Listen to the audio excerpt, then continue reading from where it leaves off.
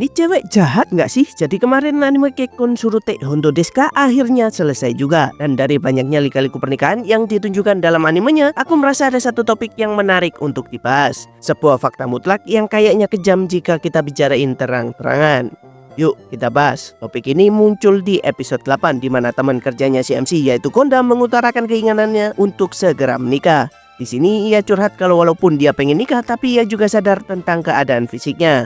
Konda paham kalau dirinya itu besar, jelek, dan gak pintar. Apalagi ia juga udah paham kalau orang yang ia sukai gak akan pernah membalas perasaannya. Dan seiring dengan berjalannya waktu, ia paham kalau semakin bertambahnya usia, semakin susah juga Konda dapat jodoh.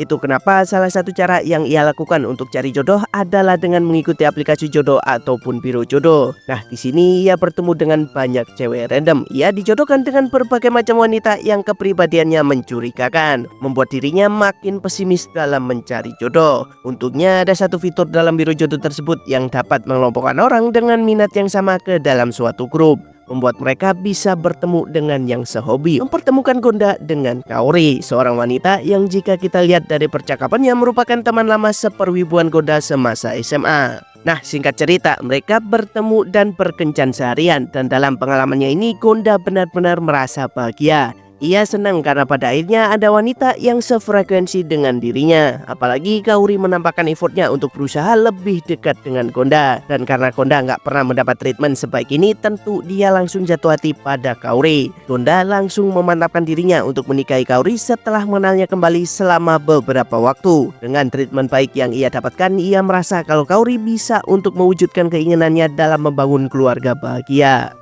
Ia tanpa pikir panjang mengutarakan isi hatinya ke Kaori, tapi sayangnya balasan yang diberikan Kaori membuat Konda shock berat. Kaori ternyata janda anak satu dan dirinya bertanya kembali ke Konda apakah ia yakin ingin bersama Kaori. Konda yang shock gak bisa berkata apa-apa dan Kaori pun meninggalkan Konda tanpa kabar.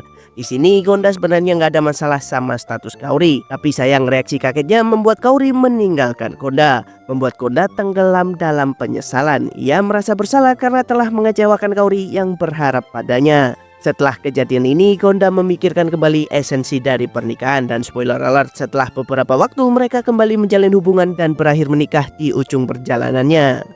Nah, dari kisah karakter sampingan anime ini kita bisa melihat banyak nilai plus yang ditunjukkan Konda. Walaupun punya kekurangan, tapi ia benar-benar menunjukkan sifatnya sebagai orang baik, sebagai orang yang mampu menerima segala kekurangan pasangannya, sebagai orang yang hanya ingin menyicipi rasa dari kebahagiaan. Apakah Kaori layak untuk mendapatkan Konda? Karena jika kita lihat dari bagaimana mereka bertemu dan berhubungan, rasanya kita akan menemukan sebuah upaya yang sedikit manipulatif. Walaupun mereka bertemu kembali secara kebetulan, tapi rasanya Kaori sudah tahu kalau Konda adalah target yang mudah. Ia sepertinya tahu kalau Konda adalah pria baik yang bisa dimanfaatkan, sesosok laki-laki yang akan luluh jika diberi sedikit saja perhatian. Konda adalah tiket sempurna bagi Kaori untuk menyelesaikan masalah single mothernya.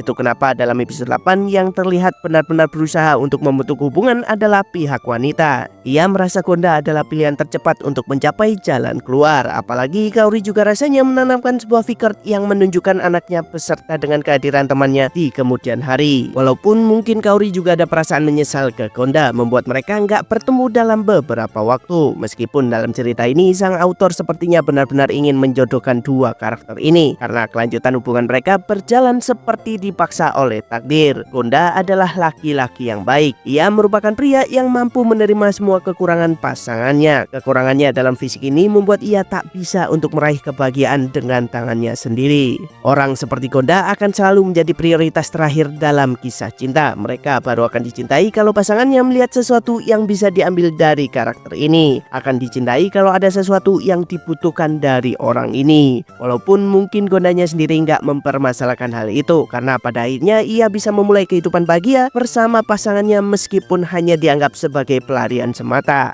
Apakah Konda nggak bisa menjadi prioritas? Apakah ia harus menunggu untuk dikasihani? Apakah ia harus menunggu untuk dimanfaatkan agar bisa dicintai?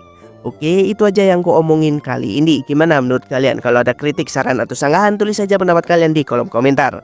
Terima kasih dan yuk mari berdiskusi.